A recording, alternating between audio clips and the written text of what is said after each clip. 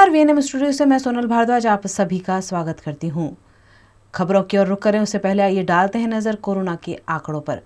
विश्व भर में कोरोना के अब तक 11 करोड़ 30 लाख से ज्यादा मामले दर्ज हो चुके हैं, जबकि भारत में यह संख्या 1 करोड़ 10 लाख 40 हजार के पार पहुंच गई है। गुजरात की बात करें तो गुजरात में अब तक 2 लाख 68 हजार से ज्यादा कोरोना केस दर्ज हो चुके हैं। शहर की बात करें तो वडोदरा में आज कोरोना के नए 42 मामले दर्ज हुए हैं। यह थे कोरोना के आंकड़े और आइए अब डालते हैं नजर वीएनएम हेडलाइंस पर। विश्व का सबसे बड़ा स्टेडियम सरदार पटेल से बना नरेंद्र मोदी क्रिकेट स्टेडियम, हार्दिक पटेल ने किया विरोध। असदुद्दीन ओवैसी का पंचमहाल में प्रचार, कृषि कानून मुद्दे मोदी सरकार पर हमला। और ज्वेलर्स मालिक पर हमला कर जेवरात की लूट, ओपी रोड पर दिन दहाड़े बनी घटना।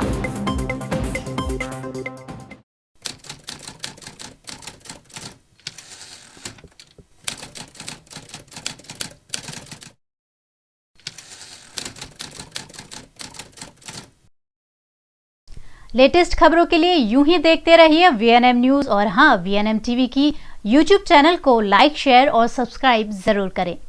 और हाँ, इस बेल आइकन को दबाना ना भूलें। इसे प्रेस करते ही आपको मिलेगी वीएनएम टीवी यूट्यूब चैनल की सारी नोटिफिकेशंस और आप रहेंगे खबरों से अपडेटेड।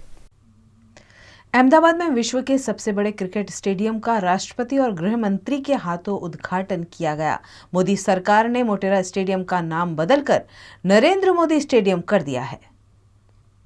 गुजरात के क्रिकेट फैंस लंबे समय बाद अहमदाबाद में बने दुनिया के सबसे बड़े क्रिकेट स्टेडियम मोटेरा के मैच का आनंद ले पाएंगे। यहां गुजरात के साथ साथ देश विदेश के क्रिकेट फैंस भी आकर शानदार रूप से मैच का आनंद उठा पाएंगे। आज से ही यहां भारत और इंग्लैंड के बीच तीसरा टेस्ट मैच शुरू हो रहा है। राष्ट्रपति रामनाथ कोविंद ने इस नवनिर्मित स्टेडियम का उद्घाटन किया और उनके साथ गृह मंत्री अमित शाह भी मौजूद रहे। लेकिन जैसे ही स्टेडियम का उद्घाटन हुआ, वहां मौजूद सभी भौंचक्के रह गए, क्योंकि अब तक ये मैदान सरदार पटेल स्टेडियम के रूप में जाना जाता था। लेकिन जब पर्दा हटा तब इसका नाम बदलकर नरेंद्र मोदी स्टेडियम कर दिया गया होने की सभी को जानकारी मिली। एशियन क्रिकेट काउंसिल के चेयरमैन जय शाह ने इस मौके पर राष्ट्रपति कोविंद को स्मृति चिन्ह देकर सम्मानित भी किया। गुजरात के राज्यपाल आचार्य देवव्रत, खेल और युवा मंत्री किरण रिजिजू, मुख्यमंत्री नितिन पटेल, गुजरात क्रिकेट एसोसिएशन के उपाध्यक्ष धनराज नथवाणी भी इस मौके पर मौजूद रहे। करीब 700 करोड़ रुपए की लागत से बने स्टेडियम में ओलंपिक साइज का एक स्विमिंग पूल भी है। स्टेडियम में 4 ड्रेसिंग रूम है। 65 एकड़ में पूरा स्टेडियम परिसर है। मोटेरा स्टेडियम की खासियत यह है कि स्टेडियम में बीच में एक भी पिलर या अन्य कोई अड़चन नहीं है। इसका मतलब है कि किसी भी स्टैंड में बैठकर मैच का लुत्फ उठाया जा सकता है। मोटेरा की 11 पिच में से 5 के निर्माण में लाल मिट्टी और बाकी 6 में काली मिट्टी का इस्तेमाल हुआ है। इससे पहले दुनिया के सबसे बड़े क्रिकेट स्टेडियम में ऑस्ट्रेलिया के मेलबर्न का नाम शुमार था, लेकिन अब मोटेरा स्टेडियम सबसे बड़ा स्टेडियम है क्योंकि इसकी दर्शक क्षमता 1,10,000 की है। स्टेडियम में 76 कॉर्पोरेट बॉक्स भी है। इसमें बैठकर वीआईपी मैच का पूरा आनंद ले पाएंगे। हर एक स्टैंड में फूड और हॉस्पिटलिटी की भी व्यवस्था की गई है, जिससे किसी भी कोने में बैठे दर्शक को यह सुविधा मिल पाएगी। इतना ही नहीं, बारिश जैसी बाधा से निपटने के लिए यहां सब सोल ड्रेनेज सिस्टम बनाया गया है, जिससे सिर्फ 30 मिनट में मैदान को सुखाया जा सकेगा। यानी 8 सेंटीमीटर बारिश होने पर भी मैच रद्द नहीं होगा। मोटेरा स्टेडियम में एलईडी लाइट का भी उपयोग किया गया है और ये भारत का पहला ऐसा स्टेडियम है जहां एलईडी लाइट लगेगी और इस लाइट के इस्तेमाल से परछाई नजर नहीं आएगी। लेटेस्ट खबरों के लिए यूं ही देखते रहिए वीएनएम न्यूज और हाँ, वीएनएम टीवी की यूट्यूब चैनल को लाइक, शेयर और सब्सक्राइब जरूर करें।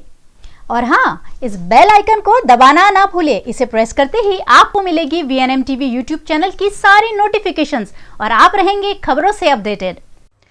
पंचमहाल जिला के गोधरा में एआईएमआईएम के नेता असदुद्दीन ओवैसी ने भव्य जनसभा को संबोधित करते हुए भाजपा कांग्रेस के विकल्प के रूप में उन्हें वोट देने की अपील की।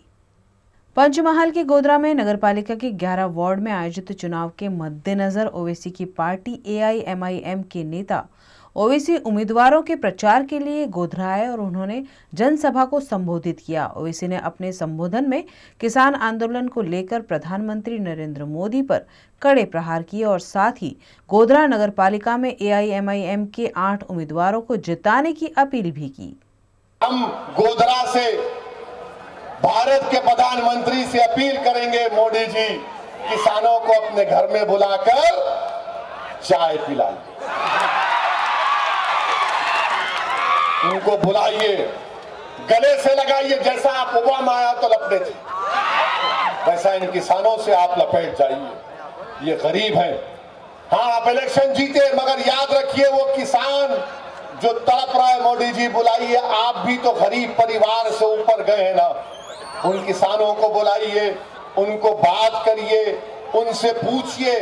और हम प्रधानमंत्री से ये भी कहना चाह रहे हैं कि मोदी जी कोविड के बाद तो आप कोई फॉरेन कंट्री को नहीं जा सके, ये जोक है। प्रधानमंत्री नहीं बोले मन की बात में जोक करना, बोले ना कभी कभी, तो प्रधानमंत्री से हम बोल रहे जोक के तौर पर। आप तो 1 ईयर से फॉरेन कंट्री नहीं गए, मोदी जी जरा अपने घर से निकल के सिंगूर चले जाइए। वो भारत का हिस्सा है, हेलीकॉप्टर में चले जाइए, उनको बुलाइए, बात करिए। ये गरीब है। और मोदी जी आपसे मैं मुतालबा कर रहा हूं, ये क्यों जुल्म पेट्रोल डीजल का? आप 38% टैक्स क्यों ले रहे भाई? आप उसको 28% कर दीजिए। 88 रुपीस पर लीटर है। आप बोल दीजिए कि दिल्ली की सरकार मित्रों 10 रुपये कम कर रही है और गुजरात की सरकार 5 रुपये कम कर रही है। देखिए गरीब को कितना फायदा होगा, मगर कुछ फायदा नहीं हो रहा। पेट्रोल बढ़ते जा रहा, डीजल बढ़ते जा रहा, मगर ये जो बीजेपी के चाहने वाले हैं बिल्कुल कुछ नजर नहीं आता उनको। एक ऐसा ऑप्शन बन के आया है कि जिससे कि हम ये पूरी सियासत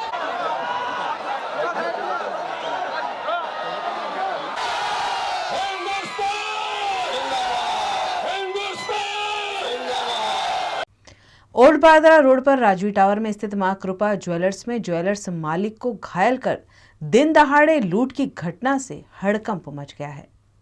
शहर के मुख्य इलाकों में लूट की वारदातें सामान्य होती जा रही हैं। कानून व्यवस्था को चूर चूर करते हुए चोर हमेशा चोरी की वारदातों को अंजाम देते रहे हैं। ऐसा ही कुछ किस्सा ओल्ड पादरा रोड पर सामने आया, जिसमें मां कृपा ज्वेलर्स के मालिक को 2 युवकों ने चाकू से डराकर घायल करते हुए गहनों की लूट की। घायल दुकान मालिक को इलाज हेतु अस्पताल में भर्ती कराया गया। घटना की जानकारी पाकर पुलिस विभाग के आला अधिकारी भी मौके पर पहुंचे और CCTV फुटेज के आधार पर जांच शुरू की गई। मां कृपा ज्वेलर्स जेમાં રાજેશ રમણભાઈ સોની જ્વેલર્સ છે, રાજવી ટાવરમાં ફર્સ્ટ ફ્લોર પર આ જ્વેલરી શોરૂમ છે, Tandalja road, JP road police station વિસ્તારમાં। આજે 12:30થી 1:15ની વચ્ચેના અરસામાં કોઈ એક વ્યક્તિ આવીને એમને છરીથી ગળામાં ભાગે ઈજા કરીને જ્વેલરીના શોરૂમમાં લૂંટ ચલાવી ભાગી ગયો છે। બનાવની જાણ થતાં જ એડિશનલ CP સાહેબ, DCP crime, DCP, ACP crime, ACP D division, crime branch, PCP, SOG તમામ ટીમો અત્યારે હાલ ઘટના સ્થળે છે। જે ઇન્જર્ડ છે જ્વેલર, એમને તાત્કાલિક પોલીસ દ્વારા 108 બોલાવીને SSG હોસ્પિટલમાં શિફ્ટ કરવામાં આવ્યા છે। એમની સારવાર હાલ SSG હોસ્પિટલમાં ચાલુ છે। જે વ્યક્તિ છે એનું વર્ણન જે ઇન્જર્ડ વ્યક્તિ છે સોનીજી એમને પાસેથી મેળવવામાં આવશે અને એ ઉપરાંત ટેકનિકલ જે અમારી ઇન્ટેલિજન્સ અમે કલેક્ટ કરી રહ્યા છીએ અને આસપાસના વિસ્તારના તમામ જે એરિયા છે એના CCTV ફૂટેજ, આજુબાજુના જે શોરૂમ્સ છે, બેંક્સ છે, એના CCTV ફૂટેજ આધારે આ વ્યક્તિ છે એનું વર્ણન અને એનો જે દેખાવ છે મેળવવાની કોશિશ કરી રહ્યા છીએ અને તમામ ક્રાઇમ, SOG, PCP અને પોલીસની ટીમો હાલ આ ગુનો ડિટેક્ટ કરવા માટે કામે લાગેલી છે। હાલ કેટલા રૂપિયાના દાગીના ગયા છે ખ્યાલ આવી શકે એમ નથી। જે ઇન્જર્ડ છે સોની, એમની અમે પૂછપરછ કરી શક્યા નથી, એમના ગળાના ભાગે ઈજા છે, પરંતુ એમના સગાવાલા હાલ આવી ગયેલા છે। જે અમુક ડ્રોવર્સમાં ને એમાં જે સોનાના દાગીના જે પડેલા છે એમને કલેક્ટ કરી રહ્યા છે અને ત્યારબાદ એક હિસાબ કરીને અમને કેલ્ક્યુલેટ કરીને અમને જણાવશે કે કેટલાની આ દાગીના ગયા છે।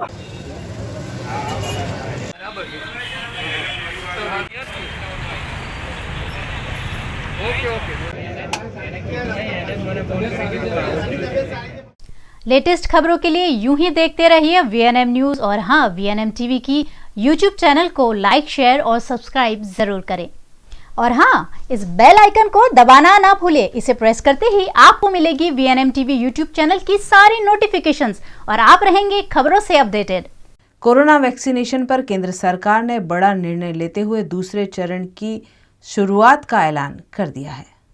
केंद्रीय मंत्री प्रकाश जावड़ेकर ने ऐलान किया कि 1 मार्च से कोरोना वैक्सीनेशन का दूसरा चरण शुरू हो जाएगा। इस चरण के तहत 60 साल की उम्र के लोगों को वैक्सीन की डोज दी जाएगी। इसके अलावा 35 साल की उम्र वाले उन लोगों को भी वैक्सीन दी जाएगी जिन्हें पहले से कोई बड़ी बीमारी है। लोगों की उम्मीद थी, वैसे ही सरकार ने तय किया है कि 1 मार्च से यानी अगले सप्ताह से, सोमवार से 60 से ज्यादा उम्र जिनकी है और ऐसी संख्या 10 करोड़ से भी ज्यादा है, ऐसे सभी लोगों को और 45 से ज्यादा उम्र जिनकी है लेकिन जिनको कोमॉर्बिडिटी है, कोई ना कोई दूसरी बीमारी है, ऐसे 45 से ज्यादा उम्र वाले लोगों को भी 1 मार्च से टीकाकरण किया जाएगा। 10,000 सरकारी केंद्रों पर और लगभग 20,000 से भी ज्यादा प्राइवेट केंद्रों पर, हॉस्पिटल्स में ये टीकाकरण होगा। और उसमें सबसे बड़ा फैसला यह है कि जो 10,000 सरकारी केंद्रों पर जाकर टीका लगवाएंगे, कोई भी हो, उसको मुफ्त टीका लगेगा। सरकारी हॉस्पिटल में मुफ्त लगेगा सरकारी केंद्रों पर, और प्राइवेट में जो लेंगे उनको अर्थात उसका शुल्क देना पड़ेगा। और वो शुल्क कितना होगा, कितनी फीस होगी, तो स्वास्थ्य विभाग 2-3 दिन में उसके बारे में घोषणा करेगा। अभी सभी संबंधित उत्पादक, हॉस्पिटल्स, इनसे चर्चा करके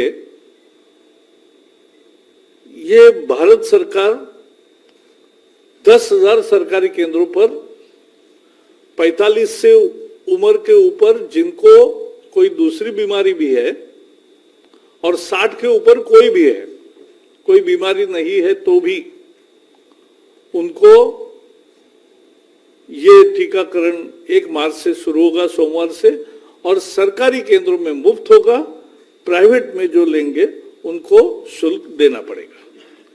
लेटेस्ट खबरों के लिए यूं ही देखते रहिए VNM न्यूज़ और हाँ VNM टीवी की YouTube चैनल को लाइक, शेयर और सब्सक्राइब जरूर करें। और हाँ, इस बेल आइकन को दबाना ना भूलें। इसे प्रेस करते ही आपको मिलेगी VNM टीवी YouTube चैनल की सारी नोटिफिकेशंस और आप रहेंगे खबरों से अपडेटेड। महानगर पालिका के चुनाव संपन्न होने के साथ ही पंचायत के चुनाव जोर पकड़ते जा रहे हैं और पंचायत के प्रत्याशी लोगों के बीच जाकर उन्हें वोट अपील भी कर रहे हैं। गुजरात में महानगर पालिका के चुनाव संपन्न हो गए हैं और अब 28 फरवरी को नगर पालिका, तालुका पंचायत और जिला पंचायत के चुनाव प्रस्तावित है, जिसका चुनाव प्रचार इन दिनों जोरों शोरों पर है। इसी क्रम में शेरकी जिला पंचायत में राष्ट्रीय समाज पक्ष की कार्यकर्ता रीटा सुमन पटेल निर्दलीय के रूप में चुनाव लड़ रही है। रीटा सुमन पटेल शिक्षित है और जागरूक प्रतिनिधि के रूप में अपनी सेवाएं देती रही है। उनके पति सुमन पटेल पिछले टर्म में पंचायत के सदस्य भी रह चुके हैं। ऐसे में रीटा सुमन पटेल ने पंचायत चुनाव में लोगों के बीच जाकर उन्हें भारी मतों से जिताने की अपील करते हुए सीधा जनसंपर्क किया। આખી જિલ્લા પંચાયતમાં અમે ડોર ટુ ડોર બધાના સંપર્કમાં છીએ અને દરેક જગ્યાએથી અમને સારો પ્રતિસાદ મળે છે, દરેક જગ્યાએ અમને આવકારે છે અને દરેક જગ્યાએ અમારું સ્વાગત થાય છે। બસ અમારી એવી જ અપેક્ષા છે કે દરેક જગ્યાએ અમને આવી રીતે સાથ સહકાર બધાનો મળે અને અમે આ 25 શેરકી જિલ્લા પંચાયત અમે ભારી બહુ જંગી એમાંથી અમે જીતીએ એવી અમારી આશા છે। જો અમે અત્યારે ડોર ટુ ડોર જઈએ છીએ, ઘણા બધા પ્રોબ્લેમ છે અને બધી જગ્યાએથી બહુ જ પ્રોબ્લેમની અમને એ કરે છે કે અમારે પાણીની સમસ્યા છે, રોડ નથી, ગટર લાઈનો નથી। બહેનો પણ દરેક જગ્યાએ અમને પ્રશ્ન કરે છે એમ કે તમે જીતીને આવશે તો તમે અમારી આ સમસ્યાનું સમાધાન કરશો। તો અમે એમને બાંયધરી આપીએ છીએ કે હા, તમે જો અમને જીતીને લાવશો તો અમે તમારી સમસ્યાનું સમાધાન જરૂર કરીશું। 25 કોયલી શેરખી જિલ્લા પંચાયતમાં ચૂંટણી લડી રહ્યા છે. મહિલા ઉમેદવાર છે મારા વાઇફ, અને સાથે સાથે પ્રવીણાબેન છે શેરખી તાલુકા પંચાયતથી, સિંધોડ તાલુકા પંચાયતથી અમારા ઉમેદવાર લડી રહ્યા છે. પ્રજાનો વિશ્વાસ અમે જીતી રહ્યા છે. ઘેર ઘેર અમને આવકાર મળી રહ્યો છે. અને એજન્ડા મુખ્ય તો એવા હશે કે અમે શેરખીમાં ઘણો વિકાસ કર્યો છે. છેલ્લા 5 વર્ષમાં અમે અપક્ષમાં જ લડ્યા હતા. અશ્વિનભાઈ પટેલ સામે અમે જીત્યા હતા, અને ત્યાર પછી જિલ્લા પંચાયત બનાવી અને ઘણા બધા વિકાસના કાર્યો કર્યા છે. હવે અત્યારે નવો વિસ્તાર છે, નવા વિસ્તારમાં અમે ફરી રહ્યા છે. લોકો ઘણા બધા પાણીના સમસ્યાઓ, ગટર લાઇનની સમસ્યાઓ શેરખી છોડીને ઘણા બધા વિસ્તારોમાં અમને લોકો કહે છે. સિંધોડ છે, રાયપુરા છે, લક્ષ્મીપુરા છે. તો એ લોકોને અમે નોંધ કરીએ છીએ, અને એ લોકોના પણ કાર્યો અમે જેવી રીતે શેરખીના કર્યા છે એવી રીતે વિકાસના કાર્યો એ લોકોના પણ કરીશું. इस मौके पर सिंदरोट तालुका पंचायत के मनहर जादव ने भीमपुरा सिंदरोट इलाके में लोगों के बीच जाकर उनकी समस्याओं को सुलझाने का दावा करते हुए वोट अपील की. न्यूज रूम से खबरों का सिलसिला बदस्तूर जारी रहेगा. बने रहिए हमारे साथ, देखते रहिए VNM news. Paneri ethnic and stylist short and long kurtis, leggings, Patiala, palazzo और पैंट की ढेरों वैरायटीज के साथ पानेरी में है इनरवेयर का भी कलेक्शन. अमांटे, ट्रायम, लेनिसा, जॉकी, लिबर्टी वर्ल्ड जैसी इंटरनेशनल ब्रांड के साथ स्वीट ड्रीम, सोनाली, ट्राइलो, एनामोर, लावण्य और जूलियट ब्रांड भी. और हाँ, पानेरी में अब अवेलेबल है मेंस अंडरगारमेंट्स, मेंस नाइटवेयर और मेंस स्पोर्ट्स वेयर भी. पानेरी 10 राजनगर सोसाइटी नियर कलश circle, Akota stadium road, Vadodara. Latest खबरों के लिए यूं ही देखते रहिए VNM न्यूज. और हाँ, VNM TV की YouTube चैनल को लाइक, शेयर और सब्सक्राइब जरूर करें. और हाँ, इस बेल आइकन को दबाना ना भूलें. इसे प्रेस करते ही आपको मिलेगी VNM TV YouTube चैनल की सारी नोटिफिकेशंस और आप रहेंगे खबरों से अपडेटेड. भाजपा ने वडोदरा में अपना परचम तो लहरा दिया है, लेकिन अब पार्टी VMC में मेयर किसे बनाती है उस पर पूरे वडोदरा की निगाहें टिकी हुई है. भाजपा ने VMC चुनाव में 69 सीटें जीतकर वडोदरा में अपना परचम तो लहरा दिया है, लेकिन अब पार्टी VMC में मेयर किसे बनाती है उस पर पूरे वडोदरा की निगाहें टिकी हुई है. वडोदरा महानगर पालिका के चुनाव में कांग्रेस पार्टी किनारे हो गई है और वडोदरा महानगर पालिका में फिर एक बार भारतीय जनता पार्टी की सत्ता बनने जा रही है. तब नए बोर्ड में मेयर पद किससे मिलेगा उसकी अटकलें कल से ही शुरू हो गई है. इस रेस में जनरल कैटेगरी के मेयर पद के लिए पंचमहाल जिला के प्रभारी पराक्रम सिंह जाडेजा, शिक्षा समिति के पूर्व अध्यक्ष केयूर रोकड़िया, सूरत से वाया गांधीनगर टिकट पाने वाले शैलेश पाटिल, स्थायी समिति के पूर्व अध्यक्ष डॉक्टर हितेंद्र पटेल, मनोज पटेल, बंदिश शाह, केतन पटेल समेत के कई दावेदार इस रेस में शामिल है. लेकिन भारतीय जनता पार्टी हमेशा महत्वपूर्ण पदों पर कुछ ऐसे निर्णय ले लेती है जिसका अनुमान भी ना लगाया गया हो. क्या इस बार भी भारतीय जनता पार्टी ऐसा ही कुछ करेगी? अगर ऐसा कुछ हुआ तो भाजपा के सिर्फ 22 साल के नए चेहरे श्रीरंग राजेश आयरे की उम्मीदें बढ़ जाती है. श्रीरंग वडोदरा में भाजपा के सबसे कम उम्र के उम्मीदवार है और भाजपा के सभी प्रत्याशियों में सबसे ज्यादा 20,000 मतों की लीड से वडोदरा में विजेता बने हैं. श्रीरंग आयरे को 27,236 मत मिले हैं. भारतीय जनता पार्टी इस बार सीधे वडोदरा महानगर पालिका की कार्यप्रणाली में हस्तक्षेप करने वाली है. ऐसे में श्रीरंग राजेश आयरे जैसे किसी युवा उम्मीदवार को मेयर बनाकर सत्ता की बागडोर खुद के हाथ में रखने की संभावना भी बढ़ जाती है. लेटेस्ट खबरों के लिए यूं ही देखते रहिए VNM न्यूज. और हाँ, VNM TV की YouTube चैनल को लाइक, शेयर और सब्सक्राइब जरूर करें. और हाँ, इस बेल आइकन को दबाना ना भूलें. इसे प्रेस करते ही आपको मिलेगी VNM TV YouTube चैनल की सारी नोटिफिकेशंस और आप रहेंगे खबरों से अपडेटेड. गुजरात के अन्य विपक्षी दलों का सफाई करने का दावा करने वाले प्रदेश अध्यक्ष CR पाटिल के खुद के शहर सूरत में आम आदमी पार्टी की सफलता ने भाजपा को झकझोर कर रख दिया है.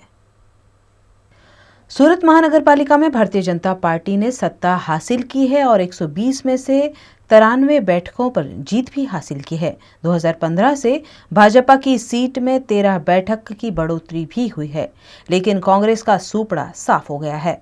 भाजपा के प्रदेश अध्यक्ष CR पाटिल खुद सूरत से हैं, लेकिन गुजरात का ध्यान रखने के चक्कर में CR पाटिल ने सूरत की साफ साफ अनदेखी कर दी हो, ऐसा आम आदमी पार्टी को मिली 27 सीटों को देखकर लग रहा है.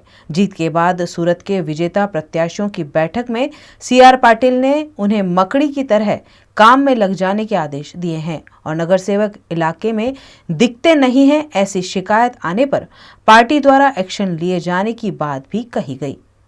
સુરતમાં મેં 120માંથી 120 સીટ જીતવાની અપેક્ષા કરતા હતા. કોંગ્રેસ પાસે 36 સીટ ગયા વખતે હતી. 36 સીટ કોંગ્રેસ હારી ગઈ, પરંતુ ક્યાંક થાપ ખાઈ ગયા. આપ અંદર ઘૂસી ગયું, 26 સીટે લઈ ગયું છે. એની સાથે કેવી રીતે પનારો પાડવો એ અમે વિચારી રહ્યા છે. મને લાગે છે કે સોનાની થાળીમાં જે ખીલો લાગ્યો છે એ આપની હાજરી ગુજરાતમાં આવી, એ સુરતમાં આવી, અમારા માટે એ પીડાદાયક, ખૂબ મોટી પીડા એનાથી થાય છે. પરંતુ એમાંથી પણ રસ્તો કાઢવાનો પ્રયત્ન કરીશું. અમે એની પર કામ કરી રહ્યા છીએ. અમે તો કોંગ્રેસને હરાવવા પડ્યા હતા. એવા કેટલાય વોર્ડ છે કે જ્યાં કોંગ્રેસની ડિપોઝિટો જમા થઈ ગઈ. એવા તો કેટલાય વોર્ડ છે કે જ્યાં આપની પણ ડિપોઝિટો જમા થઈ ગઈ. અમદાવાદમાં પણ, બરોડામાં પણ, રાજકોટમાં, ભાવનગર, જામનગરમાં પણ કોંગ્રેસની ઘણી બધી ડિપોઝિટો જમા થઈ ગઈ. આપ જે સુરતમાં જીતી છે ને, ખોટા વચનો આપીને, લાલચ આપીને, મતદાતાઓને ગેરમાર્ગે દોરીને એને જીત મેળવી છે. પણ જીત એ જીત છે અને હાર એ હાર છે. આપણે એની સામે જીતી નથી શક્યા, એ વાત આપણે સ્વીકારીએ છીએ. પરંતુ એના માટે શું કરવું જોઈએ એ પણ કરીશું. महिला सशक्तिकरण पर आज से सालों पहले ठोस कदम उठाते हुए वडोदरा शहर में श्री चिमनाबाई स्त्री उद्योगालय की शुरुआत की गई थी, जो आज तक लाखों महिलाओं को रोजगार प्रदान कर चुका है. वडोदरा की बात हो और महाराजा सयाजीराव गायकवाड़ की बात ना निकले, ये मुमकिन नहीं. जब महाराजा सयाजीराव गायकवाड़ राज्य व्यवस्था को सुचारू करने में कार्यरत थे, तब महारानी चिमनाबाई महिलाओं के उत्थान के लिए कार्यरत थी और उन्होंने कई कदम उठाए, जिसमें से एक था श्री चिमनाबाई स्त्री उद्योगालय, जो एक प्रोफेशनल ट्रेनिंग इंस्टीट्यूट है. इस ट्रेनिंग इंस्टीट्यूट की स्थापना का विचार महारानी को उनकी विदेश यात्रा के दौरान आया था, जब उन्होंने विदेशों में महिला उत्थान के लिए कार्यरत संस्थाओं की मुलाकात ली थी.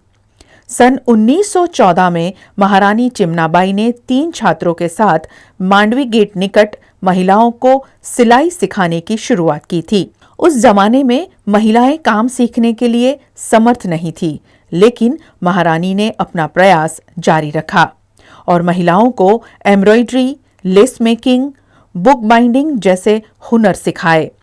वडोदरा की महिलाओं को आत्मनिर्भर और विशेषज्ञ बनाने का बीड़ा उठाकर महारानी ने उन्हें कई तरह के उद्योग सिखाए और रोजगार प्रदान किया. आज भी श्री महारानी चिमनाबाई स्त्री उद्योगालय का वोकेशनल इंस्टीट्यूट लगातार जारी है. इस वर्ष 1 मार्च से 30 मई तक सिलाई और ब्यूटी पार्लर के कोर्स शुरू किए जा रहे हैं, जिसकी फीस महज 6,000 और 7,000 रुपए हैं. इन कोर्स में रजिस्ट्रेशन के लिए आप संपर्क कर सकते हैं 6353806440 7623956565 पर. लेटेस्ट खबरों के लिए यूं ही देखते रहिए VNM न्यूज़ और हाँ, VNM टीवी की YouTube चैनल को लाइक, शेयर और सब्सक्राइब जरूर करें. और हाँ, इस बेल आइकन को दबाना ना भूलें. इसे प्रेस करते ही आपको मिलेगी VNM टीवी YouTube चैनल की सारी नोटिफिकेशंस और आप रहेंगे खबरों से अपडेटेड. सबसे ज्यादा दर्शक क्षमता वाले विश्व के सबसे बड़े क्रिकेट स्टेडियम में कई महीनों बाद इंटरनेशनल क्रिकेट मैच शुरू हुआ है, जो सफेद या लाल नहीं लेकिन पिंक बॉल से खेला जा रहा है. भारत इंग्लैंड के बीच 24 फरवरी यानी आज से अहमदाबाद के मोटेरा स्टेडियम में डे नाइट टेस्ट मैच शुरू हुआ है. पिछले 6 साल में यह ओवरऑल 16वां और भारतीय जमीन पर दूसरा डे नाइट टेस्ट मैच है जो पिंक बॉल से खेला जा रहा है. खासकर डे नाइट टेस्ट के लिए पिंक बॉल का इस्तेमाल होता है. चलिए जानते हैं कि रेड या व्हाइट बॉल से रात में टेस्ट क्यों नहीं खेले जाते हैं और क्रिकेट के अलग अलग फॉर्मेट में 3 अलग अलग रंगों की गेंद की जरूरत क्यों पड़ती है. खिलाड़ियों की सुरक्षा के लिए गेंद का अच्छे से नजर आना जरूरी है। हार्ड बॉल से क्रिकेट खेलना कई बार खतरनाक साबित हुआ है। अलग अलग स्तर पर कुछ खिलाड़ियों की जान भी गई है। इस पहलू को ध्यान में रखते हुए क्रिकेट प्रशासकों की हमेशा ये कोशिश रही है कि गेंद का कलर ऐसा हो जो खिलाड़ियों को अच्छे से दिखे। जब से फर्स्ट क्लास क्रिकेट की शुरुआत हुई है, क्रिकेट रेड बॉल यानी लाल गेंद से ही खेला जाता रहा। लिमिटेड ओवर क्रिकेट भी शुरुआत में रेड बॉल से ही खेला गया। 4 वर्ल्ड कप लाल गेंद से ही हुए। डे नाइट क्रिकेट शुरू होने के बाद वाइट बॉल की एंट्री हुई। पिछले कुछ साल से डे नाइट टेस्ट ज़्यादा होने लगे तो पिंक बॉल का इस्तेमाल शुरू हुआ। लेटेस्ट खबरों के लिए यूं ही देखते रहिए VNM न्यूज़ और हाँ, VNM टीवी की यूट्यूब चैनल को लाइक, शेयर और सब्सक्राइब जरूर करें। और हाँ, इस बेल आइकन को दबाना ना भूलें। इसे प्रेस करते ही आपको मिलेगी VNM टीवी यूट्यूब चैनल की सारी नोटिफिकेशंस और आप रहेंगे खबरों से अपडेटेड। न्यूज रूम से आज के लिए बस इतना ही। देश, दुनिया और शहर की खबरों से रूबरू होने के लिए हमारे YouTube चैनल को सब्सक्राइब कीजिए। अपना खूब ख्याल रखिए। नमस्कार।